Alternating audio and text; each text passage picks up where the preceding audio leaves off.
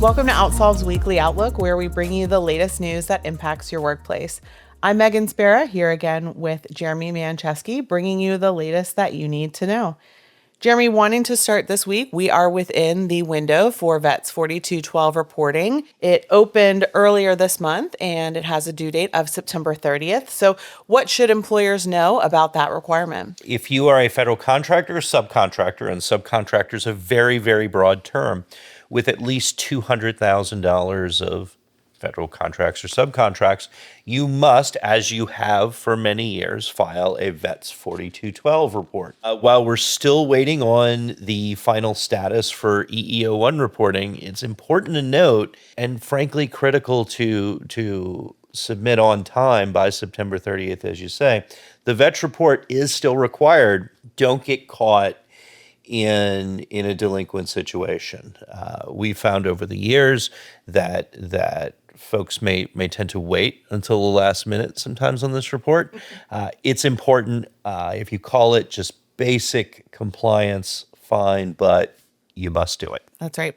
And of course, OutSolve consultants are standing by and ready to assist. So as an existing customer, send your data over your way. We'll ensure that you are submitted by that September 30th deadline. And wanting to change topics a little bit, kind of moving on to temporary protected status, something that we've talked about a few times recently and has continued to be in the news. What's the latest there? I think one of the most interesting things I've done was, now I'm on I get all the alerts. Mm-hmm.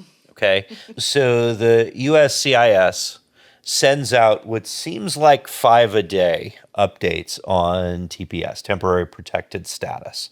This is a tricky thing. Okay, so this is getting litigated. It's going through the court system.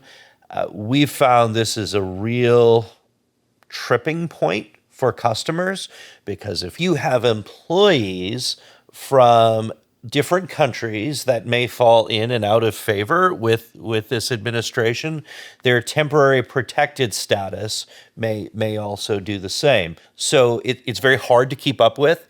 And what we have found in working with customers on I-9 reporting is that many customers, particularly those with a manual I-9 process, have not traditionally maintained country of origin or the location from which maybe the passport originated or something to that effect. So when a country falls out of favor for temporary protected status, well, then they don't know how to identify those individuals who may no longer be eligible to work. Right, exactly. So for employers who are managing a paper I-9 process versus in an electronic system, what should they be thinking about when it comes to monitoring these TPS changes? We've done a really great job. We're sitting here in OutSolve's studio right now. On the same floor of our offices next door, we have a secure scan room. There's more security in that place than probably anywhere in the state of Louisiana. We're taking in customers' I-9 data, their paper files, and scanning them. And in the process of scanning them, preparing them to move to an electronic system, what we're able to then do is give them the country of origin from which those folks who may or may not have a change in their temporary protected status.